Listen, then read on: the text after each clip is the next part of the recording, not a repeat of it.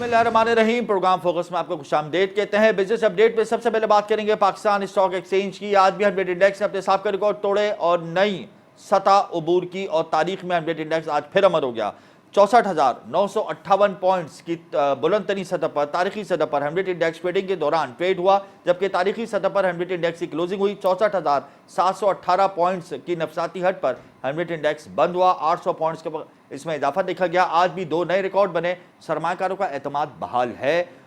Approximately 1 अरब 31 crore shares का कारोबार हुआ। 401 कंपनीज के शेयर्स में लेन देन देखा गया। 215 कंपनियों के शेयर्स में इजाफा, जबकि 166 कंपनी के शेयर्स में हमने कमी देखी। तो ओवरऑल आज भी रिकॉर्ड तेजी का रुझान रहा। और सबसे खुशाइन बात यह है कि कल वज़ीर आज़म पाकिस्तान अनवारुल हक काकड़ पाकिस्तान स्टॉक एक्सचेंज पहुंचेंगे और सुकूक बॉन्ड की इफ्तिताई तकरीब से खिताब करेंगे और ट्रांजैक्शंस का बाकायदा इफ्तिताह करेंगे सुकूक बॉन्ड का। और अब सुकूक बॉन्ड हर शख्स खरीद सकता है। फाइनेंसर इन्वेस्टर जो है वो सुकूक बॉन्ड पाकिस्तान स्टॉक एक्सचेंज के जरिए हासिल कर सकते हैं और इस पर प्रॉफिट देगी हुकूमत। 1 साल का प्रॉफिट देने का इरादा रखती है हुकूमत और इससे हुकूमती खजाने को तकरीबन 30 अरब रुपए का फ़ायदा पहुँच सकता है। इससे पहले हमने कभी भी पाकिस्तान स्टॉक एक्सचेंज में सुकूक बॉन्ड का इजरा नहीं देखा था। इस हवाले से अनवारुल हक काकड़ ने ग्रीन सिग्नल दे दिया और कल पाकिस्तान स्टॉक एक्सचेंज के फर्स्ट सेशंस में बाकायदा तौर पे इफ्तिताई तकरीब मुनक्किद होगी। ये बहुत खुशाइन बात है और उसका एक पॉजिटिव इम्पैक्ट बल्कि एक रिकॉर्ड इम्पैक्ट मार्केट में पड़ा है, जिसकी वजह से मार्केट प्लस सरप्लस और रिकॉर्ड प्लस हो गई और सरमाकारों का एतमाद बहाल है और मजीद हो गया है। Banking stocks, oil and gas stocks, refinery stocks में खरीदो फरोख्त का सिलसिला देखा गया है और इस हवाले से हम प्रोग्राम में तफसीली बात करेंगे। इसके अलावा प्रोग्राम्स में हम आपको अपडेट देते हैं करेंसी मार्केट में डॉलर की। तो इंटरबैंक मार्केट में आज डॉलर सिर्फ 2 पैसे सस्ता हुआ। 284 रुपये 14 पैसे से घटकर डॉलर इंटरबैंक मार्केट में 284 रुपये 12 पैसे का हो गया, जबकि ओपन मार्केट में डॉलर 285 रुपये पे मुस्तहकम रहा। ऑब्वियसली अगर आइंदा आने वाले दिनों में हमारे रिजर्व्स बेहतर हो जाते हैं तो डॉलर की कीमत में मजीद कमी होगी और रुपया मजीद मुस्तहकम होगा और हमारे इंपोर्ट बिल की अदायगियाँ आइंदा आने वाले दिनों में आसान हो जाएंगी। इसके अलावा प्रोग्राम में हम सनतकारों के मसाइल को भी डिस्कस करेंगे, क्योंकि गैस प्राइसेस और गैस प्राइसेस की वजह से सिंध और बलूचिस्तान के सनतकार सरापा एहतजाज हैं और हुकूमत से अपील कर रहे हैं कि वो हमारे इन मसाइल को हल करें और कोशिश कर रहे हैं कि हुकूमत के साथ एक टेबल टॉक हो जाए और हुकूमत उनके टैरिफ के अंदर नज़रसानी कर ले। क्योंकि पंजाब का जो इंडस्ट्रियलिस्ट है उसके टैरिफ में और सिंध और बलूचिस्तान के इंडस्ट्रियलिस्ट के टैरिफ में बड़ा फ़र्क है, क्योंकि सिंध और बलूचिस्तान के जो इंडस्ट्रियलिस्ट हैं वो नेचुरल गैस के ऊपर रिलाई करते हैं और वो RLNG के ऊपर रिलाई करते हैं, जिसकी वजह से एक्सपोर्ट की जो कॉस्ट है उसके ऊपर फ़र्क आता है और इसी की वजह से सिंध और बलूचिस्तान के जो सनतकार हैं वो सरापा एहतजाज हैं और वो अपील कर रहे हैं कि वो इस हवाले से यानी गवर्नमेंट इस हवाले से कोई ना कोई स्टेप उठाए। तो इस प्रोग्राम में उस हवाले से भी हम बात करेंगे। जबकि पाकिस्तान के अंदर एक ऐप डिज़ाइन की गई है और ये ऐप जो पाकिस्तान में डिज़ाइन की गई है ये दुनिया में इस तरीके की ऐप कहीं पे भी नहीं है और पाकिस्तान के अंदर ये पहली दफ़ा हम देख रहे हैं कि इस ऐप का इजरा हुआ है और ये फाइनेंशियल टेक्नोलॉजी फिनटेक के ज़ुमरे में आती है और जो एक आसान मोबाइल ऐप है। इसके ज़रिए आप अपना अकाउंट भी खोल सकते हैं और इस ऐप को इस्तेमाल करने के लिए ज़रूरी नहीं है कि आपके पास स्मार्टफोन हो, आपके पास इंटरनेट हो, इसकी भी ज़रूरत नहीं है। और ये ऐप मुतारिफ क्यों कराई गई और ये स्टेट बैंक और PTA ने के ताउन से जिस कंपनी ने इस ऐप को तैयार किया है उस ऐप की अफादियत, इस ऐप की तक़वियत, इस ऐप के फ़वाइद और इस ऐप को जो रजिस्ट किया जा रहा है दुनिया भर पाकिस्तान भर के मुख्तलिफ इलाकों में, इस हवाले से हम प्रोग्राम में बात करेंगे कि यह ऐप क्या है, इसके फ़वाइद क्या हैं और इसका कब इजरा हुआ और कौन से दुनिया के मुल्क से हमने इस मॉडल को कैप्चर किया और फिर हमने इस ऐप को बनाया और ये बड़ी कामयाबी है IT इंडस्ट्री में फिनटेक टेक्नोलॉजी के हवाले से। इस प्रोग्राम में हम इस हवाले से भी बात करेंगे। जबकि मैं आपको ये बता दूं कि सुई सदर्न गैस कंपनी ने एक बड़ा फैसला किया है और सुई सदर्न गैस कंपनी की जो सबसे बड़ी कंपनी है LPG कंपनी जो LPG प्रोवाइड करती है SHGC LPG प्राइवेट लिमिटेड, अब ये पब्लिक लिमिटेड हो जाएगी और आइंदा आने वाले दिनों में अप्रॉक्सीमेटली 33 मिलियन के शेयर जो हैं वो पाकिस्तान स्टॉक मार्केट में लिस्टेड हो जाएंगे और इस हवाले से SHGC ने पाकिस्तान स्टॉक एक्सचेंज को खत लिख दिया है। तो एक अच्छा IPO आने की तवक्को है और अनकरीब ये IPO स्टॉक मार्केट में लिस्ट हो जाएगा। पाकिस्तान स्टॉक एक्सचेंज के अंदर IPO का फुकदान रहा। अगर मैं बात करूं कारकर्दगी की तो स्टॉक मार्केट के अंदर स्टॉक्स के हवाले से आउट क्लास परफॉर्मेंस देखी गई, प्लस सरप्लस और रिकॉर्ड प्लस ट्रांजैक्शंस देखी गई, लेकिन IPOs के हवाले से स्टॉक मार्केट की कारकर्दगी बहुत ख़राब रही। तो ये IPO एक आ रहा है, एक नई कंपनी लिस्ट होने वाली है, प्राइवेट से पब्लिक प्राइवेट लिमिटेड हो जाएगी। 33 मिलियन से ज़ायद ये शेयर्स स्टॉक मार्केट में लिस्ट हो गए। ऑयल एंड गैस सेक्टर को तक़वियत मिलेगी। SHGC ने ये फैसला कर लिया बोर्ड ऑफ डायरेक्टर्स ने और इस हवाले से स्टॉक एक्सचेंज को खत लिख के आगाह भी कर दिया है कि मुस्तक़बिल करीब के अंदर SHGC LPG प्राइवेट लिमिटेड अब पब्लिक लिमिटेड हो जाएगी और अनकरीबी आईपीओ भी स्टॉक मार्केट में आ जाएगा। अच्छी बात है, बहुत अच्छी खबर है। और इस प्रोग्राम के अंदर हम इन तमाम पॉइंट्स को हम डिस्कस करेंगे। फिनटेक टेक्नोलॉजी कौन सी ऐप है जो पाकिस्तान में इस वक्त काम कर रही है और दुनिया से बहुत मुख्तलिफ है और पाकिस्तान में पहली दफ़ा आई है। इसके अलावा स्टॉक मार्केट की तेज़ी और कल वज़ीर-ए-आज़म अनवारुल हक काकड़ का आना और सकूक बॉन्ड का इजरा और सनअतकारों के मसाइल, गैस प्राइसेस और गैस क्राइसिस, इन सब को हम तफसीली तौर पर डिस्कस करेंगे। लेकिन जहाँ वक्त एक ब्रेक का, आप हमारे साथ रहिएगा।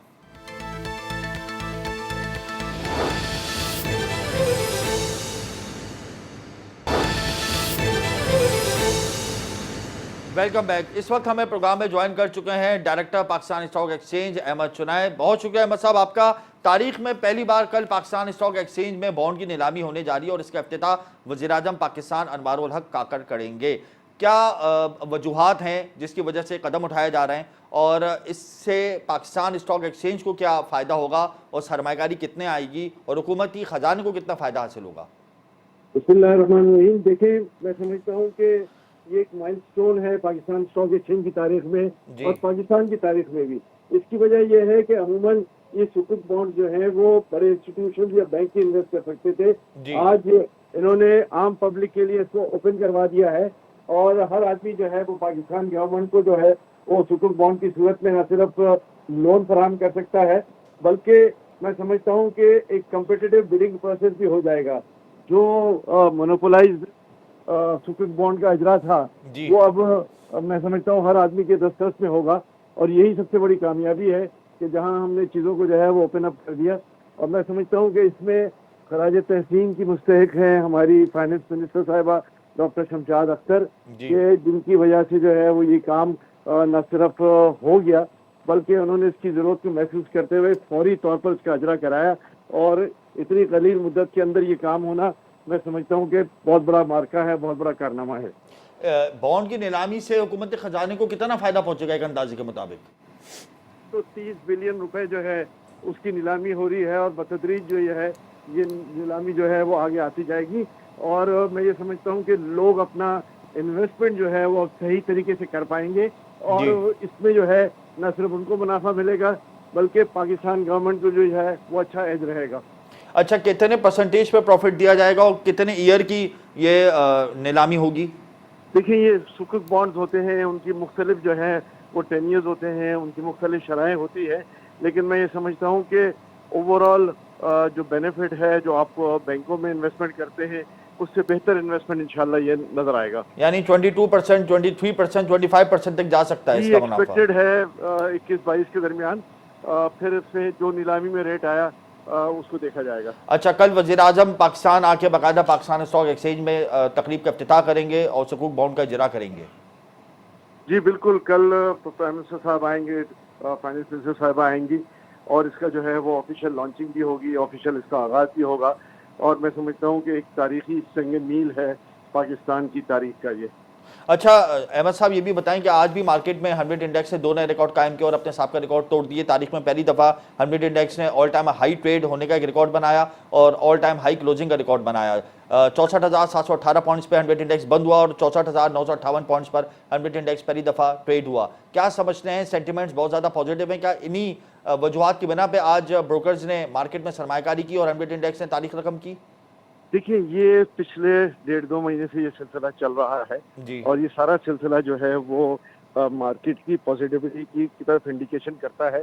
मैं नहीं समझता कि इसमें खुदा ना खास्ता कोई किसी किस्म की जो है वो एक जिसको कहते हैं कि ब्लो अप हुआ है। ये मामला जो है वो बिल्कुल प्योरली इस बात पर है कि पाकिस्तान की जो स्टॉक की वैल्यूएशन थी और जो है वो बहुत कम अब रेटों पर है और उसमें बड़ी गुंजाइश मौजूद है।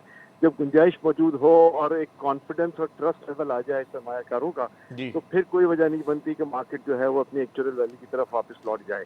जाहिर है एक चीज़ की कीमत अगर 10 रुपये है और वो चीज़ जो है 3-4 रुपये में ट्रेड कर रही है तो कहीं ना कहीं उसकी एक्चुअल वैल्यू पे जो है उसको वापस आना है।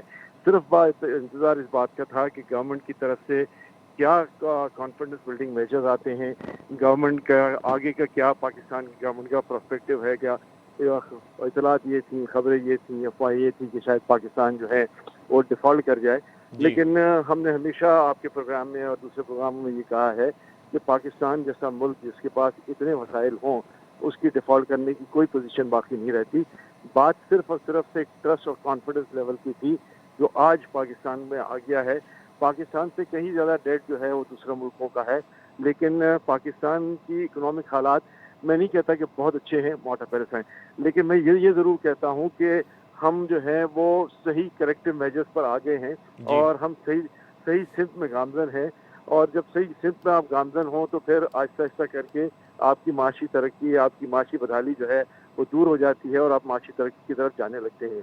तो यही वो मेरा ख्याल है कि स्टेप्स से, यही वो पॉजिटिव इंडिकेटर्स थे जो हमारी गवर्नमेंट ने लिए।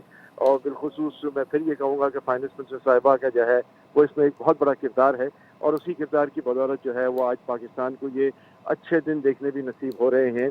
और पूरी दुनिया पाकिस्तान की स्टॉक मार्केट की तारीफ कर रही है कि ये फास्टेस्ट ग्रोइंग मार्केट है। जो 100 इंडेक्स है वो हमारा पिछले 2 महीने के अंदर अगर 25,000 पॉइंट बढ़ जाता है तो ये अनप्रेसिडेंटेड है और ये लॉन्ग ओवरड्यू भी था और एक कॉन्फिडेंस लेवल देना था जो इस मौजूदा केयरटेकर हुकूमत ने किया है। अच्छा अहमद साहब, ये जो सुकूक बॉन्ड का इजरा है, ये प्लान क्या पाइपलाइन में था या इसको शॉर्ट टर्म बेसिस पे स्क्रीन पर लेकर आया जा रहा है? नहीं, देखें, ये तो बाकायदा इसकी प्लानिंग की गई है, इसकी ज़रूरत महसूस की गई है कि जी इसकी लिस्टिंग जो है वो पाकिस्तान स्टॉक एक्सचेंज पे हो और इसकी लिस्टिंग में ना सिर्फ ट्रैक होल्डर्स बल्कि पाकिस्तान स्टॉक एक्सचेंज को एज अ कंपनी भी बहुत बड़ा फ़ायदा होगा। तो मैं समझता हूँ कि ये जहाँ ट्रेडिंग स्टॉक एक्सचेंज में बढ़ेगी एज अ कंपनी उसको फ़ायदा होगा। जहाँ ट्रेडिंग बढ़ेगी वहाँ जो हमारे स्टॉक ब्रोकर्स हैं उनकी भी विन विन पोजीशन होगी। और फिर मैं समझता हूँ कि आम पब्लिक अगर उसको इजीली ट्रेडेबल कर सकती है कि आज खरीदा और आज ही अगर बेचना है या कल खरीदा और परसों बेचना है, तो मैं समझता हूँ कि इससे ज़्यादा अच्छी फैसिलिटेशन, इससे ज़्यादा अच्छी अपॉर्चुनिटी हमारे इन्वेस्टर्स को नहीं मिलेगी। अच्छा ये बताएं अहमद साहब, ये प्लानिंग आप कह रहे हैं कि पहले से की गई है और उसके बाद फिर इसके ऊपर एक स्टेप उठाया गया है, तो गुज़िश्ता हुकूमतों ने इसके हवाले से कोई मुस्बत कदम क्यों नहीं उठाया? देखिए, मैं उस पे तो अपना रोशनी नहीं डाल सकता कि जी पिछले गवर्नमेंट ने क्यों नहीं किया, या उनकी तरजीहात में नहीं था, उनकी तरजीहात पे स्टॉक मार्केट नहीं थी? अगर इस गवर्नमेंट ने किया है तो मैं समझता हूँ कि अच्छा कदम है, पॉजिटिव स्टेप्स लिए हैं और उन्होंने एक ट्रस्ट लेवल दिया है पाकिस्तान की पूरी पब्लिक को। आज मैं समझता हूँ कि गवर्नमेंट का भी ट्रस्ट लेवल हमारी पब्लिक पर है कि हाँ, जो हमारा आम इन्वेस्टर है वो आएगा और हुकूमत की मदद करेगा। इसी तरह मैं समझता हूँ कि हमारी पब्लिक का ट्रस्ट भी जो है वो हुकूमत की तरफ है कि हाँ, गवर्नमेंट जो है वो हमारे इन्वेस्टमेंट को खुदा ना खास्ता ज़ाया नहीं होने देगी, फेल नहीं होने देगी और उनका उस मार्केट में इन्वेस्टमेंट का ड्यू रिटर्न जो है वो उनको मिलेगा। अच्छा अहमद साहब, आपने हमारे प्रोग्राम में एक इंडिकेशन दिया था कि आइंदा आने वाले दिनों में फाइनेंस मिनिस्टर कुछ टैक्सेस में कमी भी करने वाली हैं या कुछ टैक्सेस को रिमूव भी करने वाली है, उस हवाले से कोई स्ट्रेटेजी आप बता दें। देखिए, मैं समझता हूँ कि इससे मुसलसल काम हो रहा है, टैक्स रिफॉर्म कमीशन बना हुआ है और टैक्स रिफॉर्म कमीशन जो है वो अपनी जो भी तरजीहात हैं और जो भी मैं समझता हूँ स्ट्रैटेजीज हैं उसको बहुत जल्द पब्लिक में लेकर आएंगे। हमें ये भी देखना है कि ये जो कैटेगरी गवर्नमेंट है उसके पास बहुत कम वक्त अब रह गया है। मैक्सिमम मैं समझता हूँ कि आज से अगर देख लें और 8 फरवरी के इलेक्शन है तो 2 महीने हैं, तो इन 2 महीनों के अंदर इस गवर्नमेंट ने जो है वो काम करने हैं कि जो सही इकोनॉमी को अपनी सही डायरेक्शन में लेके चले जाएं। लोगों का जाहिर है कम टैक्सेस होंगे तो पाकिस्तान में यानी कुछ टैक्सेस कम हो सकते हैं, टैक्सेस कुछ कम हो सकते हैं मुस्तकबिल में। देखिए, बिल्कुल हो सकते हैं, किसी चीज को हम रूल आउट नहीं कर सकते। जहां गवर्नमेंट ये महसूस करेगी कि ये टैक्सेस जो हैं वो ज्यादा हैं और उसकी जगह दूसरे टैक्स रेवेन्यूज हमने खोलने हैं, जहां बात हो रही है कि एफबीआर जो है वो नॉन टैक्स पेयर्स को नोटिस भेज रहा है, उन्होंने कहा कि मिलियन नोटिस भेजे हैं, तो ये उसी स्टेप की तरफ है कि जी जिन पे टैक्स लगा हुआ है उन पे ज्यादा बोझ ना डालें, उसका बोझ कम करें और जिन्होंने आज तक टैक्स देने की जहमत गवारा नहीं की और पाकिस्तान में पैसे कमाकर बाहर इन्वेस्ट करने की बात करते हैं या बाहर रखने की बात करते हैं या बाहर प्रॉपर्टीज बनाने की बात करते हैं, मैं समझता हूं कि ये गवर्नमेंट की राइट है कि जब आप पैसे यहाँ से बना रहे हैं तो यहीं पर टैक्स दें, फिर सारी दुनिया में आप इन्वेस्टमेंट करते रहें, उससे हमारा कोई सरोकार नहीं है। अच्छा अहमद साहब, आखिर में ये बता दें, वैसे तो मार्केट स्पेकुलेशन बेस होती है, लेकिन फिर भी 100 इंडेक्स को कहाँ जाता हुआ देख रहे हैं, क्या समझते हैं, क्या टारगेट्स हैं हुकूमत के? देखिए, मार्केट बेहतरी की तरफ है। मैं इस बारे में कोई हतमी बात तो नहीं कर सकता, लेकिन इतना जरूर कह सकता हूँ कि जी मार्केट पॉजिटिव है और 70,000 का लेवल टच कर लेगी, एक्सपेक्टेशंस हैं? देखिए, मार्केट पॉजिटिव है और मैं ये समझता हूँ कि लोगों को देखभाल कर अच्छी सिक्योरिटीज में जरूर इन्वेस्टमेंट करना चाहिए, इसमें कोई दो राय नहीं है। आज भी जो मार्केट के शेयर के रेट है वो हमारी पीक से शायद आधे हैं।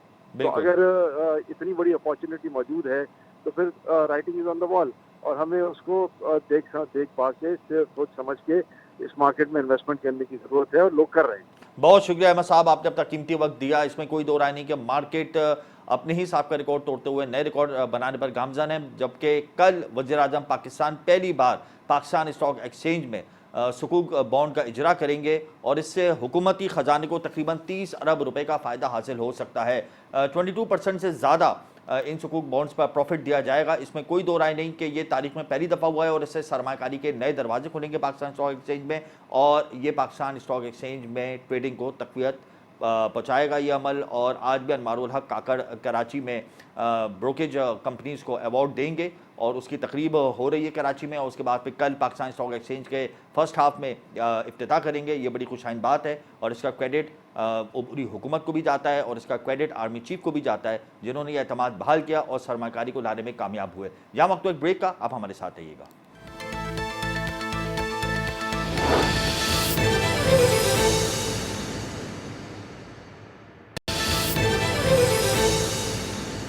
Welcome back. पाकिस्तान की एक प्राइवेट कंपनी है, फिनटेक टेक्नोलॉजी से मुंसलिक है, उसने एक ऐप तैयार की और वो ऐप क्या है आज हम आपको बताएंगे कि वो ऐप क्या है इस सेगमेंट में। इस ऐप को इस्तेमाल करने के लिए आपको स्मार्टफोन की ज़रूरत नहीं है, इंटरनेट की ज़रूरत नहीं है, और इन दोनों चीज़ों के बगैर आप उस ऐप से क्या क्या फ़वाइद हासिल कर सकते हैं, इस हवाले से हम आपको इस सेगमेंट में बताएंगे। और ये ऐप जिस तरीके से पाकिस्तान में लॉन्च की गई, इससे कबल पाकिस्तान की हिस्ट्री में ऐसी ऐप नहीं थी और दुनिया भर में भी इससे मुंसलिक कोई ऐप काम नहीं कर रही। इस हवाले से हम तफसीली गुफ्तगू करेंगे और इस वक्त हमें स्टूडियो में ज्वाइन कर चुके हैं Salman Qadir, chief technology officer, virtual remittance gateway. बहुत शुक्रिया सलमान साहब, आपने अपना कीमती वक्त दिया। ये आसान मोबाइल ऐप जो एक आपने बनाई है, एक स्कीम है, ये क्या है और इसको बनाने के लिए आपने कौन कौन सी जदोजहद की, आपकी कंपनी ने कौन कौन सी जदोजहद की, और स्टेट बैंक और PTA ने इस हवाले से आप लोगों के साथ क्या किरदार अदा किया? अच्छा, first of all thank you so very much इस टॉपिक को हाईलाइट करने के लिए। आसान mobile account scheme basically Pakistan में एक बहुत यूनिक किस्म की स्कीम लॉन्च की गई, जिसको स्टेट बैंक और PTA ने मिलकर लॉन्च किया। इसके पीछे मकसद क्या था? इसका मकसद ये था कि देखें, इस वक्त आजकल जितनी भी पेमेंट इंडस्ट्री, बैंकिंग की बात होती है, वो सब ऐप के इर्द गिर्द घूमती है, जो कि जिसके लिए स्मार्टफोन होना ज़रूरी है। लेकिन पाकिस्तान की जो 48% आबादी है वो फ़ीचर फ़ोन अभी भी यूज़ करती है। तो अब वो लोग किस तरीके से बैंकिंग सिस्टम के अंदर आएंगे, क्योंकि वैसी आपकी जो 80% पॉपुलेशन थी पाकिस्तान की, वो अनबैंक्ड थी। तो उनके लिए आपको फाइनेंशियल इंक्लूजन का कोई ना कोई मैकेनिज़्म बनाना ज़रूरी था। 48% के पास स्मार्टफोन वैसे ही नहीं थे, तो अब वो 48% के लिए क्या किया जाए? तो इसके लिए फिर स्टेट बैंक PTA ने मिलकर एक नए लाइसेंस का इजरा किया, जिसको TPSP लाइसेंस कहते हैं, जिसको फिर हमने एक प्रॉपर प्रोसीजर के तहत लिया। उसके बाद हमने एक ऐसी बैंकिंग सर्विस जो है वो मार्केट में लॉन्च की, जिसके बाद आपको ना इंटरनेट की ज़रूरत है, ना आपको स्मार्टफोन की ज़रूरत है। आप घर बैठे *2262# डायल करके ब्रांचेस बैंकिंग के किसी भी बैंक में किसी भी टेलीफोन ऑपरेटर की सिम को इस्तेमाल करते हुए अपना बैंक अकाउंट खोल सकते हैं 2 मिनट से भी कम में, बगैर कोई डॉक्यूमेंट अपलोड। जी बिल्कुल, 2 मिनट से भी कम में, और वो भी बगैर कोई डॉक्यूमेंट अपलोड किए। इस वक्त इस किस्म की सर्विस दुनिया में कहीं पर भी मौजूद नहीं है। अगर कहीं पे है भी तो वो स्मार्टफोन स्पेसिफिक है, या फिर उसके लिए डॉक्यूमेंट्स अपलोड करना बड़ा ज़रूरी है। तो ये वाहिद ऐसी सर्विस है जो आप बगैर कुछ किए घर बैठे आराम से 2 मिनट में अकाउंट खोल सकते हैं अपना। तो इसको ऑपरेट कैसे कौन कर रहा है और उसका रिजल्ट अब तक क्या आ रहा है? अच्छा जी, इसको ऑपरेट इस तरह किया जा रहा है कि इसमें इस वक्त 13 बैंक शामिल हैं, जिसमें बड़े बड़े नाम शामिल हैं बैंकों के, HBL, JSBL, कमर्शियल बैंक और माइक्रो फाइनेंस तमाम। जी बिल्कुल, माइक्रो फाइनेंस बैंक भी हैं, ब्रांचेस बैंक्स भी हैं, ये तमाम बैंक्स हैं, चारों टेलीकॉम ऑपरेटर्स हैं इसके अंदर। इसका जो रिस्पांस आ रहा है आप लोगों को, वो कैसा आ रहा है? अच्छा, इसका रिस्पांस इस तरह आया है अभी हमारे पास कि अब तक एज ऑफ नाउ तकरीबन 8.5 मिलियन अकाउंट्स जो है बैंक अकाउंट्स खुल चुके हैं। इस पर तकरीबन 80 बिलियन रुपीस की ट्रांजैक्शंस प्रोसेस की जा चुकी हैं, और अब तक तकरीबन 80 मिलियन ट्रांजैक्शंस जो है वो हमने प्रोसेस कर दिए हैं। अच्छा, स्टेट बैंक और PTA ने क्या सिर्फ आपकी कंपनी जो VRG कंपनी है इसी को लाइसेंस दिया है इस ऐप को बनाने का, या किसी और को भी दिया गया है? जी, इस वक्त तक ये लाइसेंस सिर्फ और सिर्फ पाकिस्तान में हमारे पास ही है, जिसके तहत तमाम टेलीकॉम ऑपरेटर्स और बैंक को हमने एक प्लेटफॉर्म पर यकजा किया है। तो अभी तक तो ये लाइसेंस सिर्फ हमारे पास ही है। अच्छा, ये बताएं कि इस ऐप से कितना फ़ायदा हासिल हो चुका है ब्रांचलेस बैंकिंग से बहुत सारे काम आसान हो जाते हैं। तो कितने अकाउंट्स खुल गए, कितना फ़ायदा हुआ और इसकी कंजप्शन के हवाले से क्या रेशो इंक्रीज़ हो रहा है डे बाय डे? जी, देखें, एक तो अब तक तकरीबन 8.5 मिलियन अकाउंट्स खुल चुके हैं, तकरीबन 80 मिलियन ट्रांजैक्शंस हम प्रोसेस कर चुके हैं, जिनकी माली हैसियत की अगर हम बात करें तो वो 86 बिलियन रुपीस के बराबर है। अच्छा, ये भी बताएं कि वर्ल्ड इकोनॉमिक फोरम पर आपकी कंपनी को पजीराई मिली, ये बहुत बड़ी बात है। तो इस ऐप को तैयार करने के बाद, लॉन्च करने के बाद वर्ल्ड इकोनॉमिक फोरम पर जाना, इस हवाले से क्या बताएं नाज़रीन को कि क्या ऐसा महसूस हुआ और ये बड़ा अहम मौका होता है किसी भी कंपनी के लिए? अच्छा, सबसे पहले तो हमें इसकी पजीराई 2022 में मिली थी, जब ये हाईलाइट हो वर्ल्ड इकोनॉमिक फोरम में। उसके बाद वर्ल्ड इकोनॉमिक फोरम ने अपनी लिंक्डइन पेज पे भी हमारे साथ मिलकर एक वीडियो बना के अपलोड की, और उसके बाद हमें एक स्पॉटलाइट डे होता है जो वर्ल्ड इकोनॉमिक फोरम सिर्फ स्पेसिफिक कंपनीज़ को या कंट्रीज़ को असाइन करता है साल में एक दफ़ा, जिसमें बाकी मुल्क के लोग भी ऑनलाइन होते हैं और वो आपको मौका मिलता है अपने मुल्क की उस प्रोडक्ट की पजीराई करने का। तो 7 नवंबर 2023 को वर्ल्ड इकोनॉमिक फोरम ने पाकिस्तान को पहली दफ़ा वो स्पॉटलाइट दे दिया इस पहली प्रोडक्ट दफ़ा की वजह से। जी बिल्कुल, पहली दफ़ा। अच्छा, ये बताएं कि आपके इस फ्रेमवर्क को किसी और कंपनी ने हायर करने की कोशिश की, आपसे रब्ता किया कि आप भी उसको ये फ्रेमवर्क दें या ये इस ऐप के बारे में बताएं, या क्या कोई आपको एक्सपोर्ट करने के हवाले से कोई ऑर्डर मिला है? अच्छा, अभी तक हमें ऐसे ऑर्डर नहीं मिले, लेकिन इस स्पॉटलाइट डे के बाद काफ़ी सारी इंटरनेशनल कंपनीज़ भी इसमें बहुत इंटरेस्टेड हैं और जानना चाह रही हैं और हमारे साथ कोऑर्डिनेट कर रही हैं इस हवाले से, और वो जानना चाह रहे हैं कि हमने इसको यहाँ पाकिस्तान में पहली दफ़ा इस तरह लॉन्च किया है, तो वो भी इस चीज़ को अपने अपने मुल्कों में रेप्लिकेट करना चाहते हैं। अच्छा, ये बताएं कि इस ऐप के बाद कौन सी ऐप बनाने वाले हैं जिससे और सहूलत मिले सार्फिन को? क्या उसके ऊपर कोई काम शुरू कर दिया है? अच्छा, अब हम एक टेक्नोलॉजी जिस पे काम करने की कोशिश कर रहे हैं, वो हम ये करना चाह रहे हैं कि जो मोबाइल एप्लीकेशन है स्मार्टफोन्स की, उनको हम कुछ इस तरह बनाएं कि वो बग़ैर इंटरनेट के भी ऐप का फ्रेमवर्क आपका अपीरेंटली वही रहे, लेकिन विदाउट इंटरनेट वो चल सके over USSD. So the front जो है स्मार्टफोन पे वो ऐप ही रहेगा, बैकएंड पे वो विदाउट इंटरनेट चल रहा होगा। तो ये एक यूनिक सी चीज़ है जिस पे अभी हम रिसर्च कर रहे हैं। अच्छा, रिसर्च कर रहे हैं। अच्छा, किस मुल्क से इंस्पायर होकर या कौन सी टेक्नोलॉजी से इंस्पायर होकर आपने फ्रेमवर्क तैयार किया? ये सबसे पहली दफ़ा हमने साउथ अफ्रीका में देखा था, वहाँ पे इसकी इम्प्लीमेंटेशन थी, लेकिन एक महदूद उसमें थी कॉन्टेक्स्ट में। वो सिर्फ एक बैंक स्पेसिफिक टेल्को के साथ, दूसरा बैंक स्पेसिफिक टेल्को के साथ था। ये मल्टी मॉडल कहीं पे भी नहीं था। हमने इसको मल्टी मॉडल बनाया कि तमाम टेल्कोस, तमाम बैंक्स एक था। यानी आपने साउथ अफ्रीका की मार्केट से इंस्पायर होकर इस ऐप को तैयार किया? जी बिल्कुल। अच्छा, ये बताएं कि अवेयरनेस तो नहीं है, जाहिर सी बात है हमारे मुल्क के अंदर इलिटरेसी का जो रेशो है वो बहुत ज़्यादा हाई है।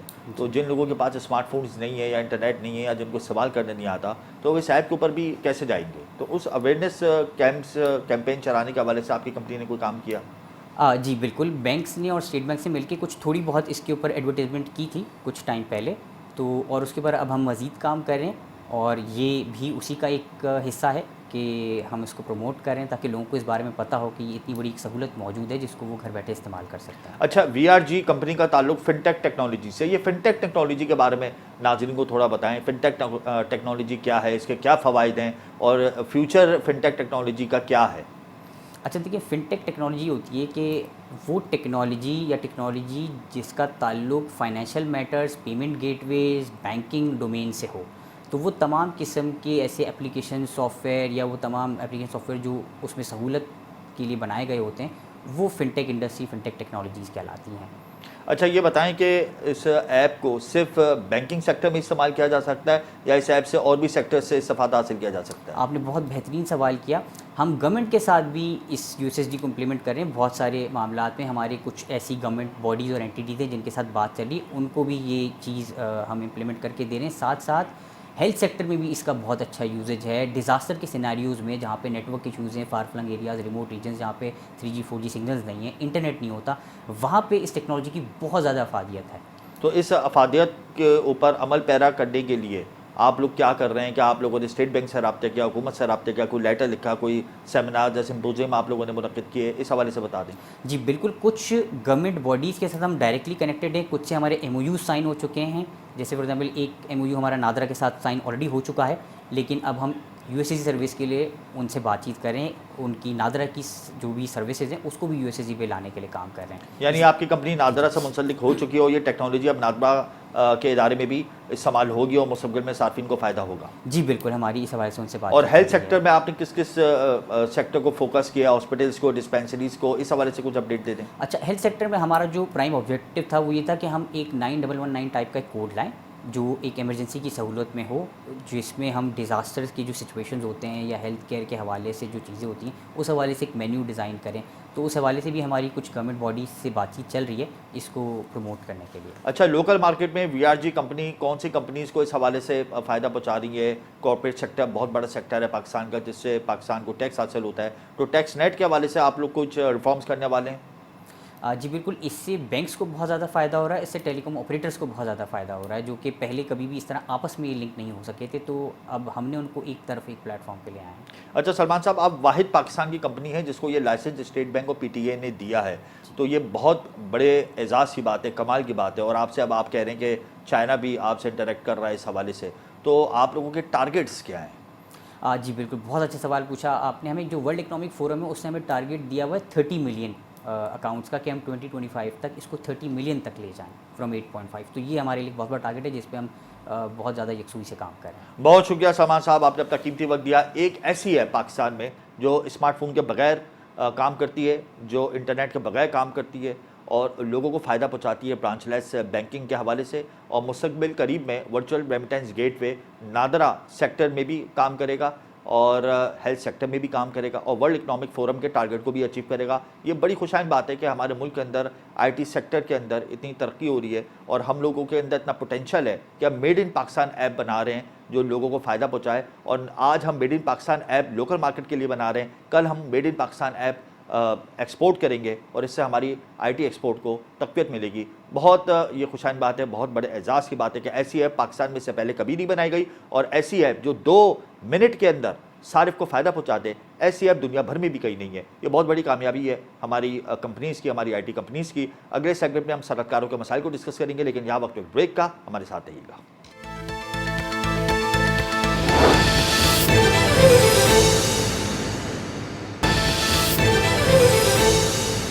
Welcome back. सनअतकारों के मसाइल जू के तू हैं। सिंध और बलूचिस्तान के सनअतकार सरापा एहतजाज है। एक दिन के लिए सनअतें बंद भी की हैं और आइंदा आने वाले दिनों में एक बड़ा प्लान करने वाले हैं सनअतकार, और 1 हफ्ते तक सनअतें बंद करने का इशारा दे दिया है। सिंध और बलूचिस्तान के सनअतकार क्यों सरापा एहतजाज है? गैस टैरिफ के अंदर क्यों डिफरेंस पैदा किया जा रहा है और गैस टैरिफ में इजाफा क्यों किया जा रहा है, ये सनअतकारों का कहना है। इसी हवाले से प्रोग्राम इस वक्त हमें ज्वाइन कर चुके हैं मिर्ज़ा इख्तियार बेग, मारूफ सनअतकार भी हैं और साबिक मुशीर वज़ीर आज़म बराए टेक्सटाइल भी रह चुके हैं। बहुत शुक्रिया मिर्ज़ा साहब। क्या समझते हैं कि ये जो डिफरेंसेस पैदा हो रहे हैं पंजाब के सनअतकार में और सिंध और बलूचिस्तान के सनअतकार में, ये क्यों पैदा किए जा रहे हैं और ये क्यों पैदा हो गए हैं? किसकी गफलत है? देखिए, इसमें सिर्फ एक ही वजह है कि गैस की कीमतें बढ़ाई गई थी और उससे हमारी पैदावारी लागत में इजाफा हो गया था और हमें जो रियायती नर्ख मिलते थे वो ख़त्म कर दिए गए थे IMF के कहने पे। इसकी वजह से हमारी मुकाबलती सकत बांग्लादेश और दीगर ममालिक जो इलाकाई ममालिक हैं उनसे ख़त्म हो गई थी। हमारी एक्सपोर्ट ऑर्डर अब वायबल नहीं रहे थे, एक्सपोर्ट हमारी हमें नहीं मिल रहे थे। लिहाजा अभी हम उसी चीज़ में थे कि नहीं जी, 5 एक्सपोर्ट सेक्टर्स में जिसमें टेक्सटाइल भी आता है, आप हमें वो रियायती नर्ख दें गैस की जो आपने पहले दे रहे थे, ये ख़त्म ना करें, नहीं तो हमारी सनत बैठ जाएगी। हमारी मुकाबलती सकत ख़त्म हो गई है। अब उन्होंने IMF से जो दूसरा जायज़ा है और इंशाल्लाह बहुत जल्द उनकी बोर्ड की मीटिंग में $700 मिलियन की उनकी दूसरी किस्त की अदायगी होने वाली है, तो IMF की शर्ती की गैस की कीमतों में मज़ीद इजाफा किया जाए और अब वो मज़ीद गैस की कीमतों में इजाफा कर रहे हैं, जिससे तो हमारी बिल्कुल पट्टा बैठ जाएगा। और इसके लिए जो अप्रैल फोरम है उन्होंने मुख्तलिफ एसोसिएशनों का, जो कराची में एक इंडस्ट्रियल फोरम है, उन्होंने 4 तारीख को हड़ताल की थी और वो हड़ताल कोई 90% के करीब कामयाब रही थी। उसमें हमारे तमाम सनतों ने शट डाउन किया था एज ए प्रोटेस्ट, इसमें एहतजाज किया था।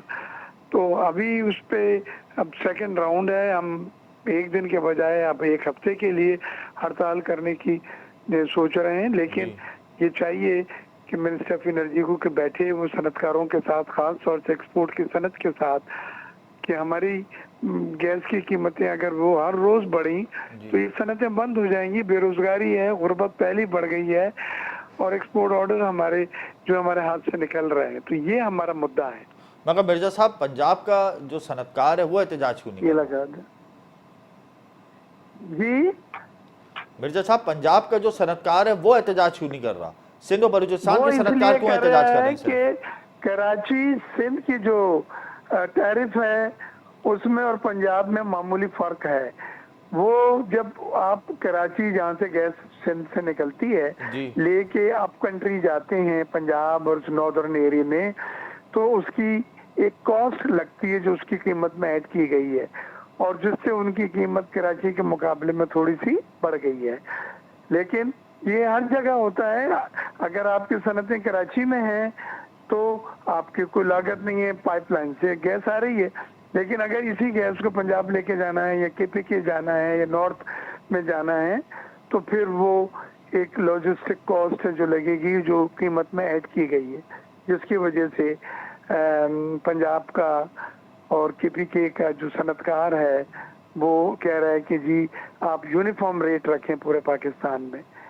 तो सवाल ये कि फिर ये जो फ्रेट और जो लॉजिस्टिक कॉस्ट है ये किस तरह वसूल की जाएगी?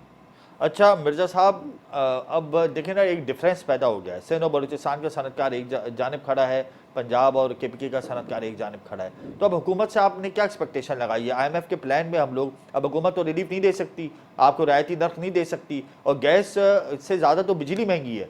तो जो प्रोटेस्ट हो रहा है वो बिजली के चार्जेस पे नहीं हो रहा है, गैस के चार्जेस पे हो रहा है। तो ये सब क्यों हो रहा है?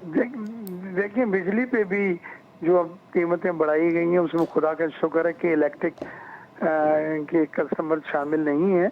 वो भी लोगों की एक बड़ी तशवीश है और उससे भी पैदावारी लागत में बहुत इजाफा हो गया है। हमारा ये कहना है कि ये गैस में आप जो क्रॉस सब्सिडी देते हैं, फर्टिलाइजर को सस्ती गैस दे देते हैं, तो ये आप फर्क आम सनत पे डाल देते हैं, हमारी सनतों पे डाल देते हैं। Cross subsidy is a fail model, दुनिया में एक फेल मॉडल है कि आप किसी का लागत किसी की वसूल की जाए। तो वो भी हमारे सनतकार का ये कहना है कि जी आप ऐसा कोई फॉर्मेट ना करें कि आप फर्टिलाइजर सेक्टर को गैस सस्ती देने के लिए उसका जो फर्क है वो टेक्सटाइल की सनत पर डाल दिया जाए, जिससे टेक्सटाइल की सनत बैठ जाएगी।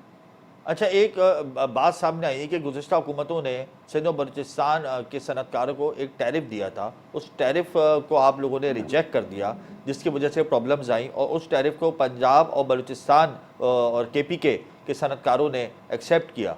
तो ये टैरिफ को आप लोगों ने क्यों मुसर्रिद किया था, जिसकी वजह से आज ये प्रॉब्लम्स आ रही है? देखें, ये जो इजाफे हुए हैं वो 200% इजाफे किए गए, 193% इजाफे किए गए।